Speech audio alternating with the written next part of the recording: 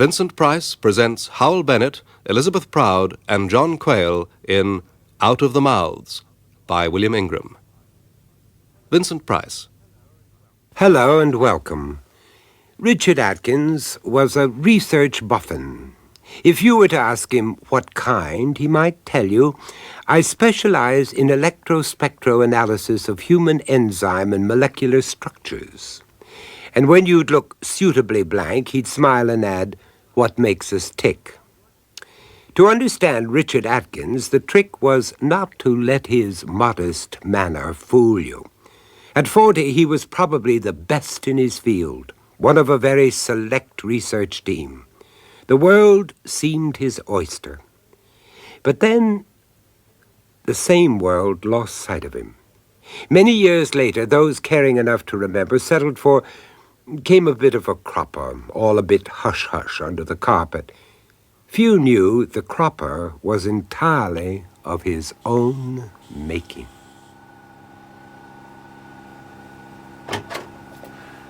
David, what the hell are you still doing here? Well, just thought I'd hang on a bit, see how it went. My confrontation with the head, much as expected, all very low-keyed, civilized. So, a shoulder to cry on? If you wanted one. Touching, but don't you think I'm a bit old for all that? I was thinking more along the lines of a drink. Improvement. This shouldn't take me long. Richard, what the hell are you doing? Clearing out my desk. But why?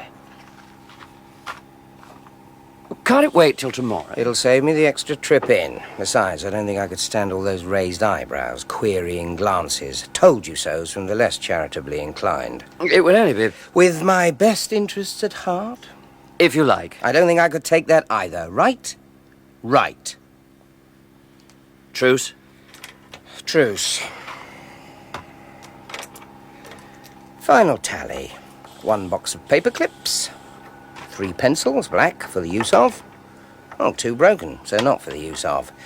Assorted elastic bands, come in handy. I can make tanks out of cotton reels and matches. That brings back memories. Doesn't it, just the caper for whiling away my premature retirement. Richard. Not pulling your weight, old fellow. Reasons best known to yourself, old fellow. But the whole project falling behind, old fellow. Rest of the team down, old fellow. Dee-da, dee-da, dee-da. That was in triplicate, wasn't it? Just about. Was that all he said? Just about. Really rather touching, though. What? Whatever it was, he thought he was doing, poor old sod. So stewed in scientific jargon, anything approaching the human touch is quite beyond him. Ever the scientist. Options open right to the end. Oh? Showed me the door, but still didn't have the guts to slam it hard behind me. Oh? Losing a good man. That's a fact. Big step, couple of weeks leave, time to think it over. That came in triplicate, too. Why don't you? Right. I think I've earned that drink now.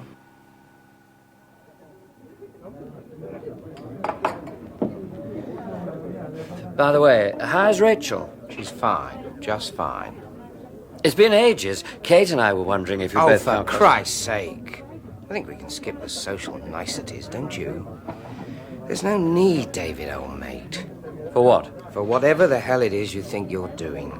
Richard, we're not just colleagues, we're friends. No hard feelings, but I don't think friendship comes into this. Not in the long run. A sounding board, then. Some kind of explanation. You owe it to me. Do I just? Yes, I do, don't I? Let's face it, friend David. I was roped in on the project because they thought I could contribute something. They obviously still do. I could almost write them my end-of-term report. Reliable, diligent, very occasionally restive, but perfectly manageable. Well? I just reached the point where I got sick of being diligent at the expense of being only occasionally restive. I see. You don't. And I'm not much better equipped to explain it.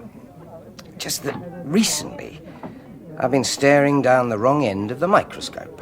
So busy manipulating, or trying to, so many pieces of the jigsaw, I've lost sight of the overall pattern of things. That's all. Go on. This great secret we're all after. Evolution, the fountainhead, call it what you like. because the word hasn't been coined that could do it justice. But we've always considered it a process of growth. Growth. Growth physical, growth intellectual, growth spiritual. And I'm still scientist enough to put spiritual last. Well? I simply don't think of it as growth any longer. Deterioration. That's what we should be setting our sights on. But isn't that part of the same... No, I'm not just talking about the inevitable cellular deterioration, gaga, second childhood. I'm talking about something altogether more subtle. The kind of deterioration induced by the education of a child. What I'm trying to say is at the very outset, in the very early stages, in a child's pre-formative years, you see, I suspect it's all there. All? Inherent awareness, absolute knowledge, already there, encapsulated. From birth? It obsesses me. If we could only catch the child early enough, before the educating process has begun. If we could somehow tap in, contrive to communicate with the newly born on its terms, not ours. God only knows, David, what it is we might tap into. And a little child shall lead them. If you like. Prophetic, but hardly scientific. If you like. Daunting, though, isn't it? You wouldn't even know where to begin. Let alone where it might end. I told you it was too early for words. Rachel was still up when Richard got home. He could have wished it otherwise. Concerned attention was the last thing he wanted. But behind her ministering was a feeling of something deeper, unspoken, as though she, too, had news she was finding it difficult to put into words. More coffee? Oh, no thanks. It's coming out of my ears. How are you feeling? Death. I'd hoped you'd be tucked in before I got back. David rang. Due warning. Typical. He meant it for the best. Typical. You're being very mute about it all. I thought that's what you wanted. It speaks volumes. It's not that I'm against any decision you decide to make. Wrong tense. But I just think... that David might be right. He is your friend. Yes, he tried that tack too. Well, why didn't you give yourself more time? Talk about it. What the hell is there to talk about? An instinct? You don't talk about instincts, Rachel. I just know that all these years I've been facing the wrong way, that's all. It doesn't follow I know where I'm going from here. And you'd risk everything you've achieved, your reputation, your position, your home for that? Oh, God forbid I should ever risk my home. You know what I mean. If it's the roof over your head you're worrying about, it went with the job. But a year's get out either side, all right? Richard. They'll stick to their side of the bargain, you can count on it. If only to see if I'll back down, come to heel. So, not much risk of you having to pitch a tent, doss under the arches just yet, all right? You think I'd mind if I had to? No. No, I don't. Just one of the reasons I married you. If I sounded over-anxious, petty... No. Concerned, then? What the hell about? Not for my own sake. Surely not for mine. Not for yours either, particularly. Well, then? We're going to have a child. Rachel? Rachel? Your face! A little child shall lead them, as the prophet said. That's the second time I've heard that today. Their child was a boy. Their decision to name it David was mutual, and by the time the christening party came around, any feeling of antagonism there might have been between Richard and his one-time colleague seemed as remote as if it had never happened. So glad you could come, David. To my own godson's christening party, a bit rum will do without me. Besides, you named him after me. It'd be like missing your own launching. Now, all that stuff about setting him a Christian example, a bit below the belt, wasn't it? Lord only knows how I'm going to live up to it. I did think What? you might prefer to opt out. Why on earth should I? past behaviour patterns? Take more than that. It was only a temporary lapse on your part. Was it? Water under the bridge. Is it? Which is more than can be said for these champagne bubbles.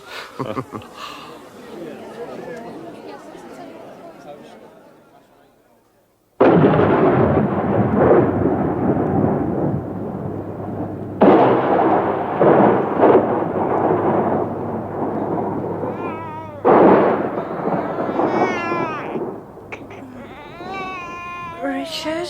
I hear. The storm must have woken him. Well, he woke the storm. It's all right, love. Back to sleep. I'll see to young Caruso.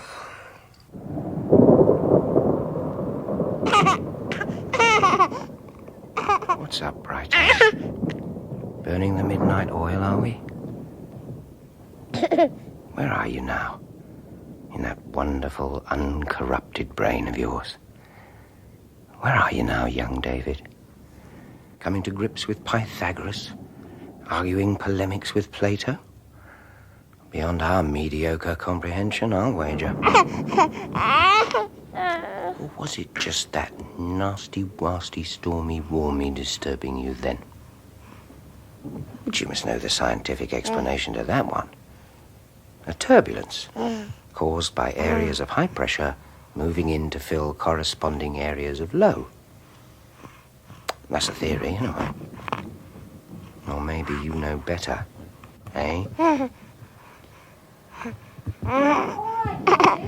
We're both fine. You're disturbing Mumsy-Wumsy. If you can't sleep, we'd better settle for a 10-minute tour of the estate.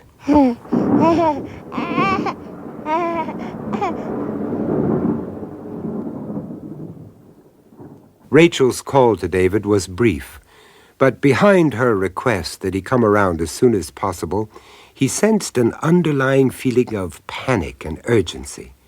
Richard was out. Together they sat in the small kitchen, David listening intently. But Rachel was distant, far off, reliving that night of the storm, the almost hypnotic trance instilled in her husband by the wide, innocent eyes of the child. I must have dropped off to sleep again, David. I've no idea for how long. It might have been minutes, hours. I only know I woke up with a start. Richard's side of the bed was empty. No sound from the nursery, but a feeling of... Yes? Coldness, a chill. Something I'd never known before. I called his name down the stairs, but he didn't answer. When I eventually found him, he was in the study, standing at the blackboard. It's ordinary enough. Yes, but there was something about it that was almost awesome. Oh, it's a funny word to use. But as though I was in the presence of... Of what, Rachel? He was holding young David in the crook of one arm. I couldn't see, but I knew instinctively the baby's eyes were open, wide open, staring into Richard's with a kind of fierce intensity one doesn't associate with a child. And Richard? Oh, totally unaware of me. He was writing on the blackboard. God knows I've watched him do that at all hours. Have to get it out of my head, the only way I can get back to sleep. But this time, one blackboard was filled already. He was halfway down the other. With what? Equation after equation. But when I looked closer, all the characters were unrecognizable, lacking his usual neatness, unmethodical, sprawling, line after line, written with a terrifying urgency. But in the handwriting of a child, David. The writing of a child. It was the baby who felt me there. A whimper of recognition, part sigh, but part warning. And the writing stopped. And Richard? We went back to bed. I nestled in his arms. didn't even refer to it. Didn't you? I never felt the need. Till now. That's why I asked you over. Oh? It hasn't stopped, you see. Night after night. Not always with a baby in his arms, sometimes in the cot at his side, but always this telepathy between them. I just couldn't keep it to myself any longer. I needed you to see for yourself. Then how about now? Yes. All right, then. Through here.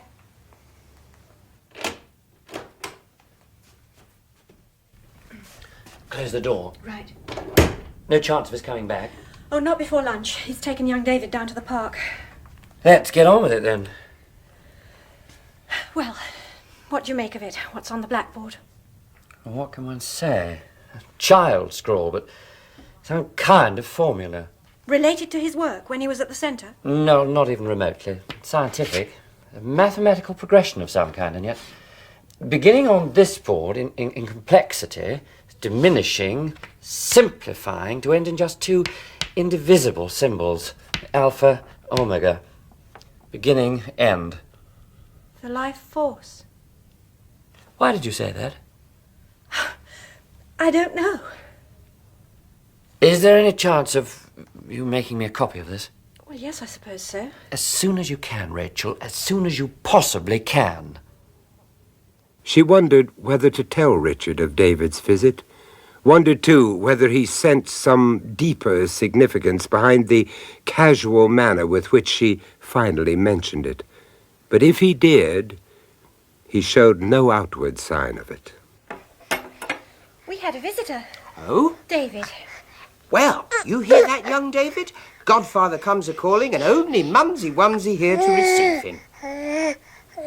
What did he want? Nothing special. Just dropped by to see his godson. We see. Where did you get to? But we told her the park, didn't we? Had great fun, didn't we? God knows when I found myself sitting on a swing last. Richard, you didn't. Did? Thinking of writing to the council. Adult Discrimination Act. 20-year-old age limit at the very least. You still wouldn't qualify, darling. What? Oh, sorry, I've forgotten your fork. I'll manage with a spoon. Don't be silly. I'd rather manage with the spoon. Whoops. Now look what he's done. Naughty, naughty Daddy, all over his best bib and tucker. You were warned. Bib and tucker, bib and tucker, bib and tucker, bib Richard, and tucker. please. What?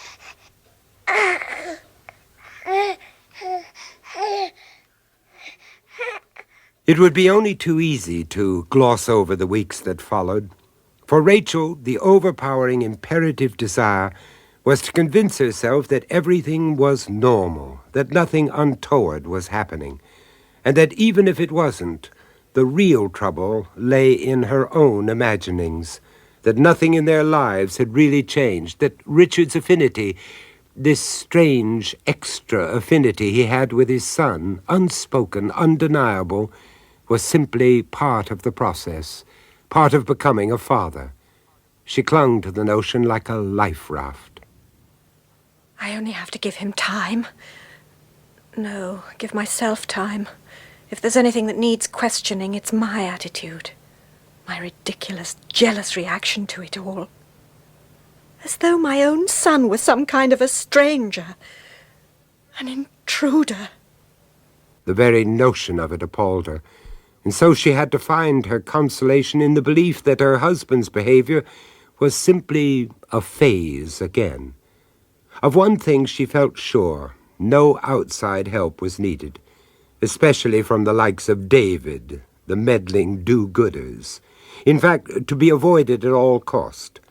A period of togetherness, seclusion, away from the world, was what they needed. But it was Richard, this new Richard, that resisted it, resisted with all his being. There was about him now an almost animal-like capacity for living she'd never known before, as though a contest between them, mental, but at the same time primevally physical. A morning dawned when she was forced to admit she was losing, that she no longer had any choice, And as before, it was to David she turned.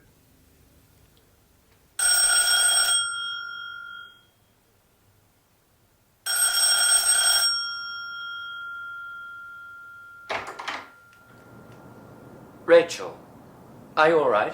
Come in, then. Thanks. I got your message, but when I rang back, I didn't recognize the voice, so I hung up. Yes. Richard said he thought it was probably you. Richard said? It didn't sound like him. Well, he's either got one hell of a cold or his voice is on the change. Come on through.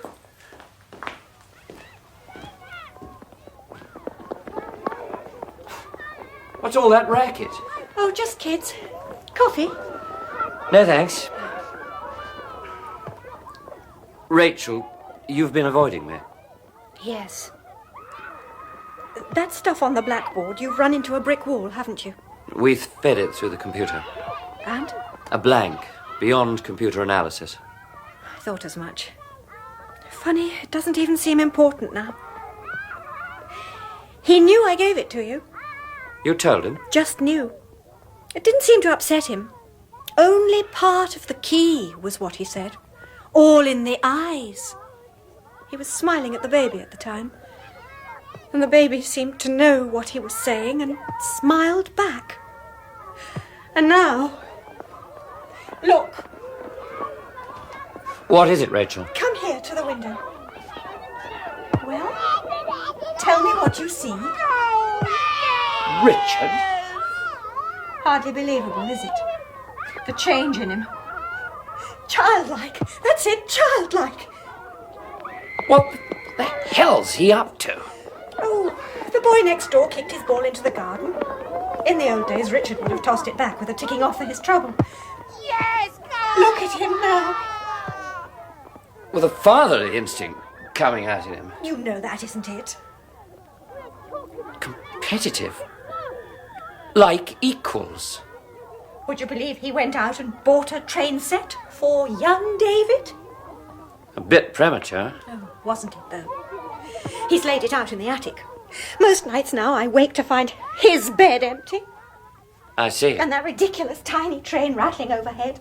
He always despised comic strips. A pet hobby horse retards a child's ability to read. Now it's the first thing he turns to when he grabs the morning paper. Idiotic, isn't it? His eating habits have changed from savoury to sweet. Would you believe lemonade and peanut butter sandwiches?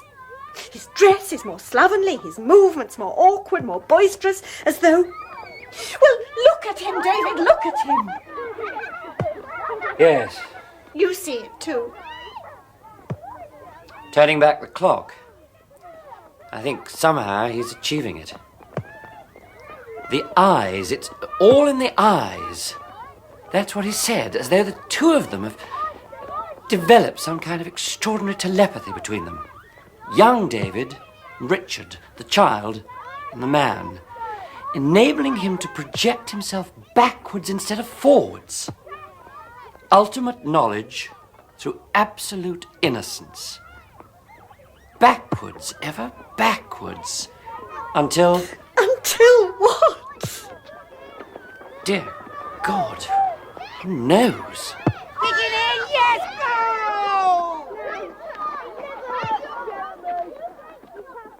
They had no ready-made label to stick on Richard's sickness, so they coined one, new minted, pathological regression. They went through the processes, of course, psychoanalysis, mental therapy, deep hypnosis. But Richard's tragic condition deteriorated. They tried to save face by calling it prescribed, inevitable. They could also have added doomed. One bright summer's morning, if you'd been up early enough, you'd have spotted the ambulance arriving outside the house. You'd also have seen a schoolboy, dressed in a neat grey worsted suit, face beaming, hair slicked, as though for an outing. The nursing home attendant opened the ambulance's back door, but young Master Richard elected to sit up in the front. The accompanying doctor saw no reason to object. As they began to pull away, the boy gave a quick backward glance to an upstairs nursery window. Beyond it, the baby, young David, stirred in his crib and gave a smile of pure innocence.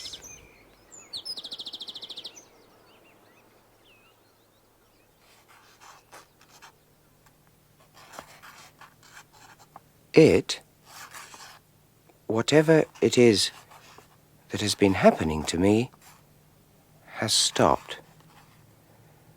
I myself have no doubt of the fact. I do not need their sums and figures of my height and weight, or their little knowing nods and clicks of encouragement, as though it were all their doing. My journey of discovery has come to its end.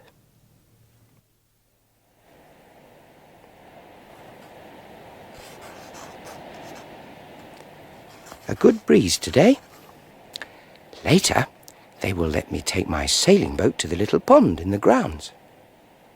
I shall watch it fighting the elements and the rough seas.